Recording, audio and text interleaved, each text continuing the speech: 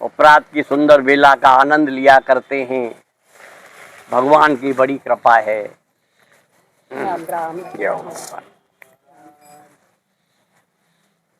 भारत की धरा पर अनेक दानव हुए, अनेक दैत्य हुए, मानव हुए, देवता हुए, ऋषि हुए, मनीषी हुए, विद्वान हुए, लेखक हुए, कवि हुए। भारत की धरा पर अनेक साध्वी बहनें हुई जिन्होंने अपनी तपस्या के बल पर, अपने त्याग के बल पर, अपने सतीत्व के बल पर, अपने पतिव्रत धर्म के आधार पर अपने जीवन को सफल बनाया। और जबकि उनकी तपस्या के आगे, उनके सतीत्व के आगे देवता भी नतमस्तक हो गए। तपस्या में वो बल है, तपस्या में वो तेज है, तपस्या में वो ताकत है। और उस दिन मैंने आपको बताया था कितना तेज हुआ करता है तपस्या में। राधे राधे। तपोबल रचहि प्रपंच विधाता, तपोबल विष्णु सकल जग त्राता, तपोबल शंभु करें संघारा, और तपबल शेष धरें महिवारा। तप आधार सब सृष्टि भवानी। देवर्षि नारद देवी पार्वती से कहते हैं, हे देवी, सारे संसार का आधार एक तपस्या है, एक ध्यान है, एक भजन है, प्रभु की आराधना है। इसी के बल पर सब कुछ है। और इसी के बल से ही ब्रह्मा सृष्टि की रचना करते हैं, विष्णु सृष्टि का पालन करते हैं, भगवान शंभु सृष्टि का संहार करते हैं, और शेष जी पूरी धरती का तपस्या के वशीभूत होकर के भार धारण किए हुए हैं। देवर्षि कहते हैं, हे देवी पार्वती, संसार का आधार ही तपस्या है। जहां तपस्या है वहां सब कुछ है। आपने सुना होगा, पढ़ा भी होगा, जलंधर नाम का दैत्य हुआ, उसकी पत्नी थी वृंदा।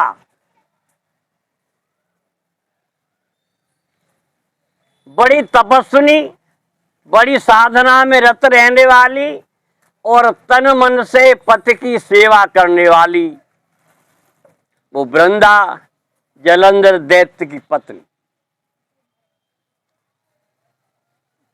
चाहे दैत्य हो, चाहे दानव हो, चाहे देवता हो, चाहे मानव हो, जो साधना करता है उसी के बलबूते पर उसमें शक्ति का अर्जन हुआ करता है। जलंधर महाबलवान था, राक्षस था, देवता उसे मार न पाए। इसके योगदान में उसकी पत्नी वृंदा का बड़ा ही योगदान था। बड़ी धर्मात्मा थी, तपस्विनी थी, और तपस्या के बल पर भगवान शंकर भी जलंधर को न मार पाए। लेकिन धरा पर अत्याचार अनाचार बढ़ जाया करता है तो विनाश तो होना जरूरी है। इसीलिए भगवान विष्णु ने जलंधर का रूप धारण किया और वृंदा के साथ छल किया। जब उसका सतीत्व भंग हुआ तब भगवान शिव जलंधर को मार पाए। लेकिन जब वृंदा को मालूम पड़ा कि मेरे साथ छल हुआ है तो वृंदा ने श्राप दे दिया भगवान विष्णु को, और उसी श्राप के वशीभूत भगवान शालिग्राम हुए और वृंदा तुलसी हुई, और विवाह होता है शालिग्राम और तुलसी का। तो ये साधना का फल है, त्याग का फल है, तपस्या का। भगवान शेष जी शेष के अवतार हैं लक्ष्मण जी। लक्ष्मण जी की पत्नी है उर्मिला, और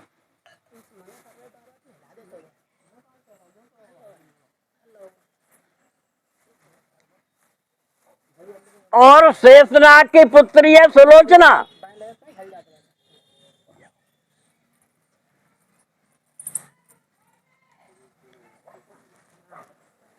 शेष जी के अवतार हैं लक्ष्मण जी, लक्ष्मण जी की पत्नी है उर्मिला,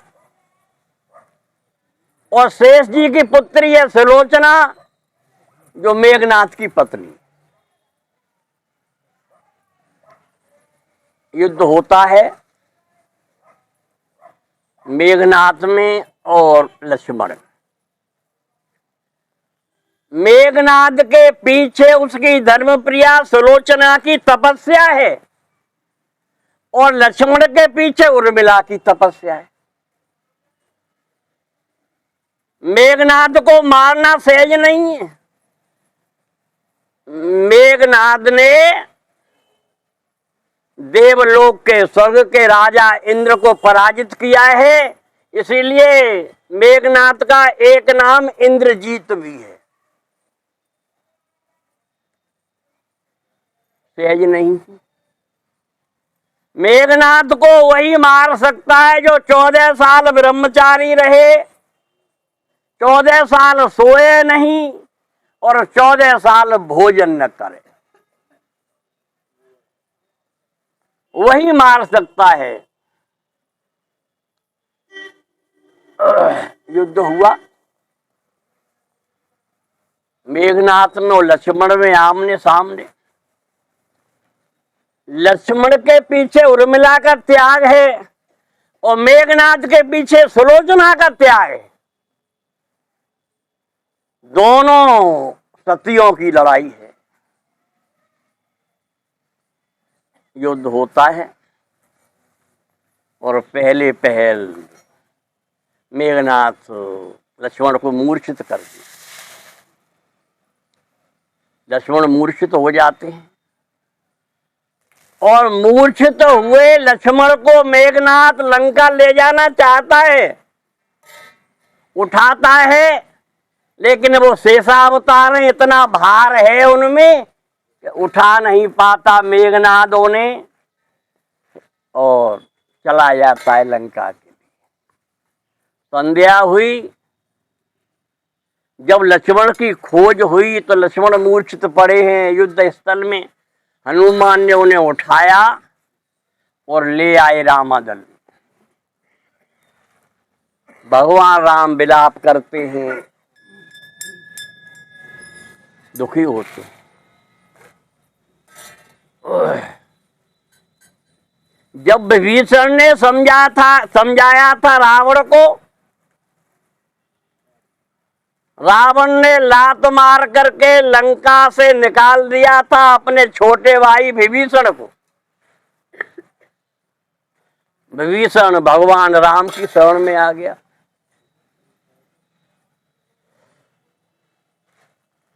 आने से पहले दर्शन करता है खड़ा खड़ा समुद्र के किनारे भगवान के। कहता है, जिन पाइन की पादुकन भरत रहे मन लाए, और ते पग आज बिलो की हूं इन नयनन अब जाए। भक्त भगवान से मिलना चाहता है, साधना करता है, मुलाकात हुई नहीं है, आज समय आया है भगवान से मिलने का। तो अपने मन में सोचता है, इन पाइन की पादुकन भरत रहे मन लाए। भरत को राज्य मिला था, राम को वनवास मिला था। भरत भाई को मनाने के लिए वनवास में आए और कहा, भैया राज्य तुम्हारा है बड़े होने के नाते। राम ने कहा, ठीक कहते हो तुम, लेकिन पिता की आज्ञा है, मैं 14 साल के बाद लौट आऊंगा अयोध्या के लिए, तब तो तुम मेरी पादुका ले जाओ और पादुकाओं को सिंहासन पर रख करके राज्य करो। भगवान राम की पादुकाएं सिंहासन पर विराजमान है। भरत नंदी वन में रह करके, नंदी ग्राम में रह करके तपस्या करते हैं और राज्य चलाते हैं। विभीषण खड़ा है समुद्र के किनारे और मन में लालसा है। जिन पाइन की पादुकन भरत रहे मन लाए।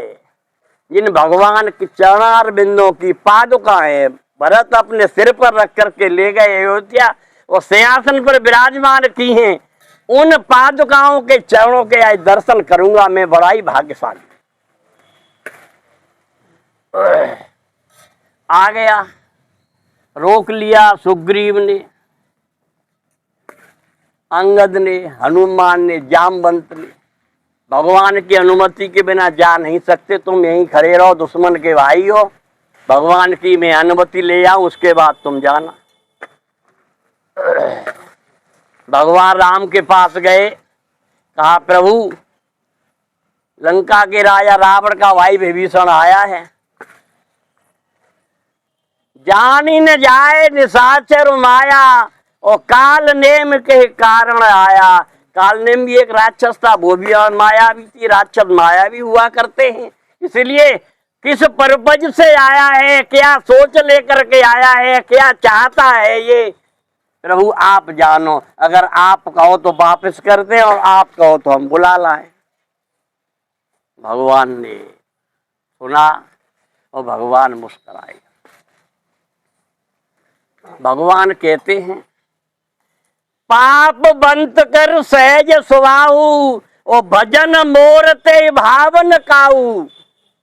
अगर पापी होता तो ये मेरे पास नहीं आता। पापी का सहज स्वभाव हुआ करता, उसे भजन तो भाता ही नहीं, भजन तो कर ही नहीं सकता। और ये तो मेरे दर्शन के लिए आया है, ये लिवा लाओ से। चले गए, कहा चलो। खड़ा खड़ा विभीषण कहता है श्रवण सुजस सुन आय हूं प्रभु भंजन भवभीर और त्राहि त्राहि आरत हरण शरण सुखद रघुवीर।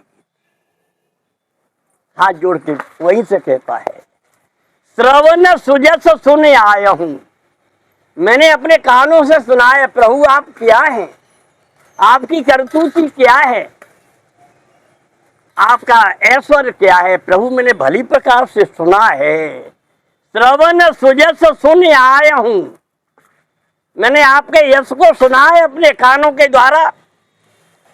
प्रभु भंजन भवभीर, प्रभु भंजन करते हैं, संसार के कष्टों का हनन करते हैं, संसार के कष्टों को मिटाते हैं। श्रवण सुजस सुन आया हूं प्रभु भंजन भवभीर त्राहि त्राहि आरति हरण शरण सुखद रघुवीर। रघुवीर मैं आपकी शरण में हूं, मैं शरणागति चाहता हूं, आपके चरणों में शरण चाहता हूं प्रभु। भक्त की ये लालसा हुआ करती है। आकर के मिला और भगवान ने समुद्र का जल मंगाया और जल मंगा करके तिलक कर दिया, तुम आज से लंका के राजा हुए। अभी युद्ध चल रहा है, परिणाम है नहीं, लेकिन भगवान तो भगवान है। तिलक कर दिया। इधर मेघनाथ ने लक्ष्मण को मूर्छित कर दिया। लक्ष्मण रामदल में पड़े, भगवान विलाप करते हैं।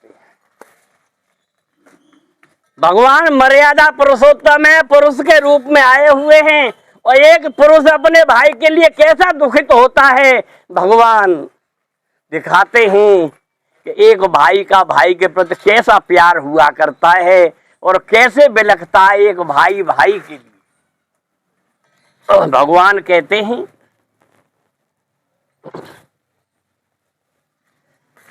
तात को सोचन मात को सोचन सोच अवधपुर राज गए को बंधु बिछो को सोच नहीं नहीं सोच पिता सुरधाम गए।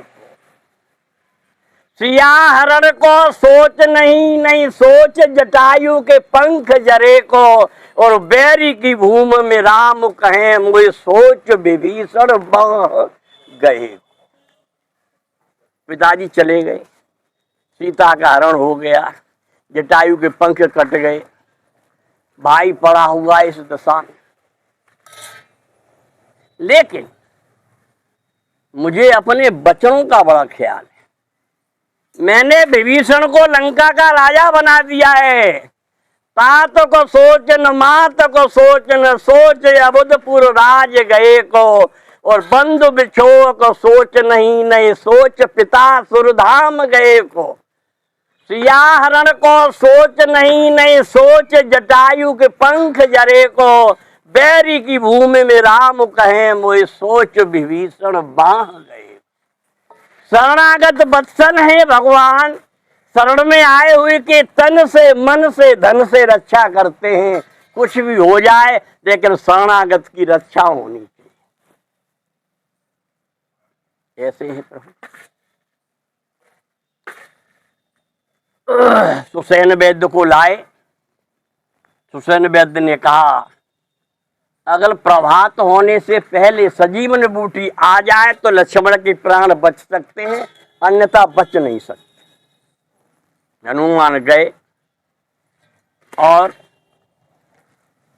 दुश्मन कितना भी हल्का हो, फोड़ा कितना ही छोटा हो, रोग कितना ही कम हो, लेकिन कम नहीं समझना चाहिए। बीमारी को, दुश्मन को कभी हल्का नहीं समझना चाहिए। भगवान और रावण प्रतिद्वंदी हैं, आमने सामने हैं। रावण को पता लगा कि लक्ष्मण मूर्छित है, सजीवनी बूटी लेने के लिए हनुमान गए हैं।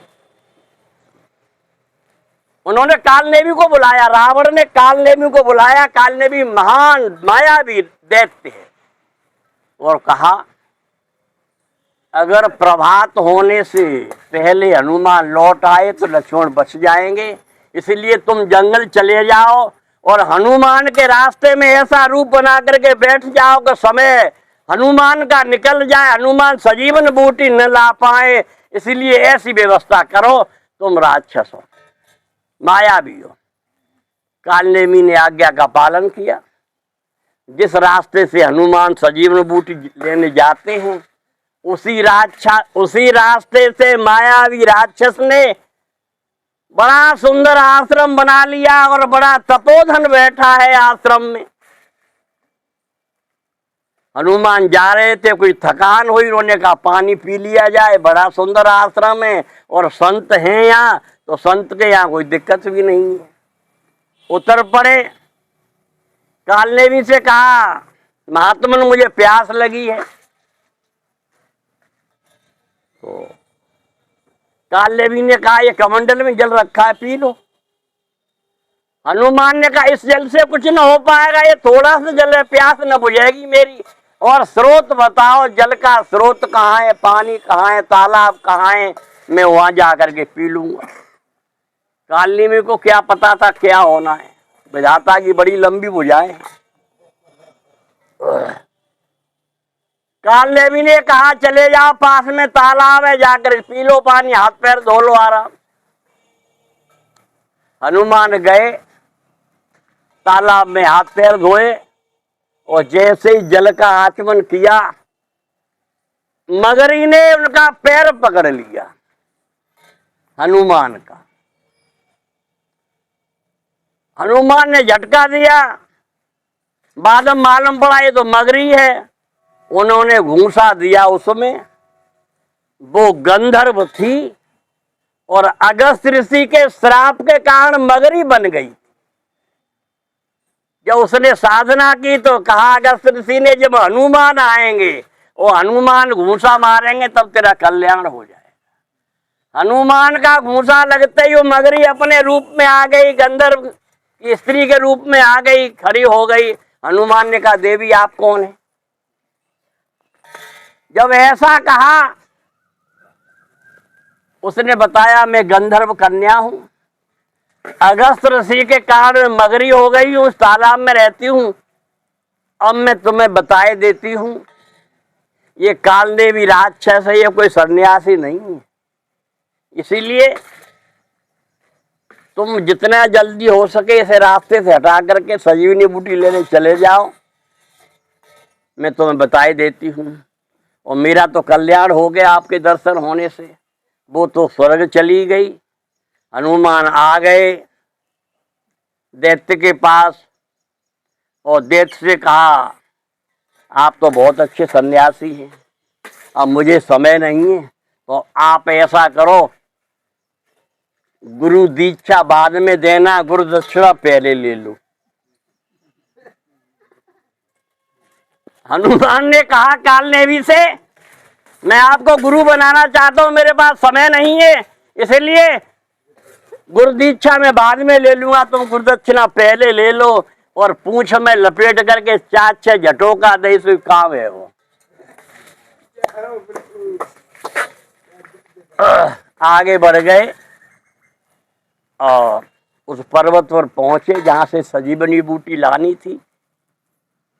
रात्र का वक्त है, सभी जड़ी बूटियां चमकती हैं, प्रकाशित होती हैं, प्रकाश दिया करती हैं।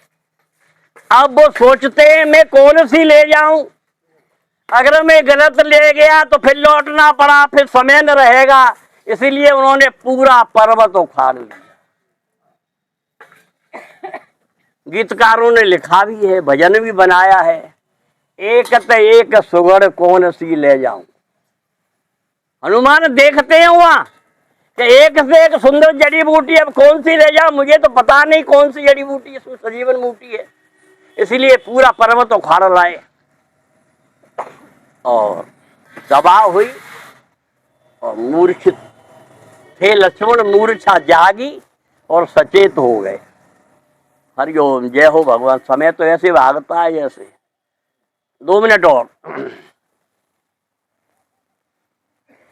फिर युद्ध हुआ, लक्ष्मण और मेघनाथ फिर आमने सामने। युद्ध होता है, मेघनाथ शस्त्रों का संचालन करता है, ब्रह्मास्त्र चलाता है और ब्रह्मास्त्र लक्ष्मण का परिक्रमा करके लौट जाते हैं, कुछ प्रभाव नहीं पड़ता।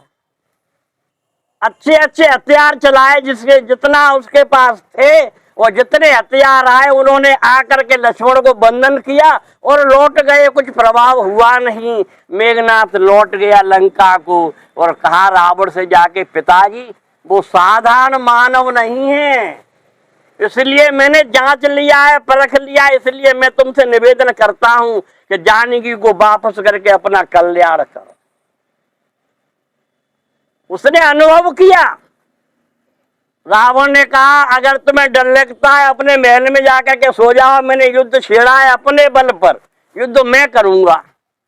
उसने कहा पिताजी मैं डरता नहीं, मैं वास्तविकता बताता हूं तुम्हारे सामने, अगर तुम्हारी यही आज्ञा है तो मैं फिर चला युद्ध के लिए, लेकिन लौट के ना आऊंगा। मैं मुझे पता है आभास होता है कि मैं मारा जाऊंगा। और युद्ध हुआ। लक्ष्मण ने हताहत किया मेघनाथ को, और मेघनाथ की एक भुजा कट करके सुलोचना के आंगन में जाकर के सिर गिरा, रामादल में जाकर के। समय को 2 मिनट ज्यादा हो जाएंगे, आप परेशान न हो, मैं बता ही देता हूं, थोड़ा ही रह गया है।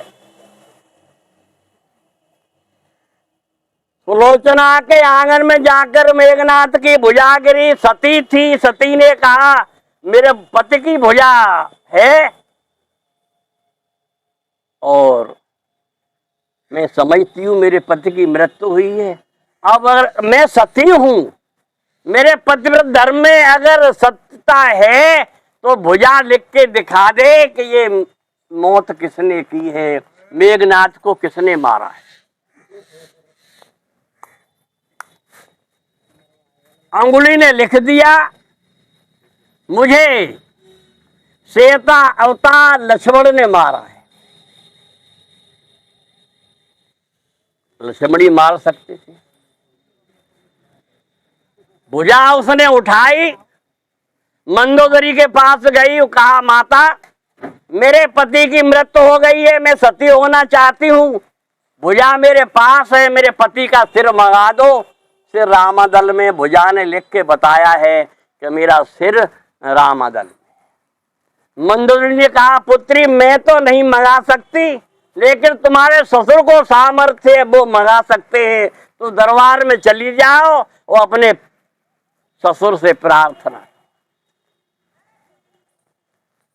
देवी सुलोचना दरबार में आई और दरबार में प्रार्थना की, पिताजी मेरे पति की मृत्यु हो गई है और पति की मृत्यु के बाद मेरा कोई अस्तित्व नहीं है, मेरे पति के सिर को आप रामादल से मंगा दीजिए, मैं सती होना चाहती। दरबार खचाखच भरा है, सभासद बैठे हैं, सुलोचना अपने पिता से ससुर से याचना करती है। रावण कहता है पुत्री मैं तो नहीं जा सकता, तुम चली जाओ, तुम जरूर पा जाओगी अपने पति के सिर को। सभासदों ने कहा कैसी बातें करते हैं आप, आपने दूसरे की पत्नी का हरण किया है, कैद किया है, अपने अशोक वाटिका में ठहराया है, अपने पुत्र वधू को भेजते हैं, वहां क्या सुरक्षित रह पाएगी? रावण ने कहा तुम बड़े मूर्ख हो, जहां मेरे पुत्र का सिर है मैं अपने पुत्र वधू को भेजता हूं रामादल में, वो राम है, वो मर्यादा पुरुषोत्तम है, उनके अस्तित्व को मैं जानता हूं, प्रभु है वो, और बाल ब्रह्मचारी हनुमान है और जति लक्ष्मण है, वहां पर किसी प्रकार की शंका नहीं। पुत्री तुम चली जाओ, तुम्हें अवश्य अपने पति का सिर मिल जाए। रावण ने कहा तुम्हें सोच ही नहीं है, तुम तो मूर्ख हो, तुम्हें तो उतनी बुद्धि इतना तुम जानते हो। भगवान मैं तो रावण हूं, वो राम है, वो राम है, मैं रावण हूं, मुझ में उनमें बहुत फर्क है। गई सुलोचना, प्रभु से याचना की, प्रभु ने कहा ठीक है इसे अपने पति का सिर दे दो। सिर दे दिया गया। अंगद को, जामवंत को, हनुमान को सबको संशय हुआ। ये देवी कहती है भुजा ने लिखा है मेरे पति का सिर रामादल में है, ये कटी भुजा कैसे लिख सकती है? देवी ने कहा मेरे सतीत्व के बल पर मेरे पति की भुजा ने लिखा है और मैं कैसे आपको बताऊं। लोगों ने कहा मैं मानता हूं आपके पति की भुजा ने लिखा होगा, अगर तुम्हारे पति का सिर हंस जाए तो मैं जान जाऊंगा कि तुम बड़ी सती हो और तुम में बड़ा तेज।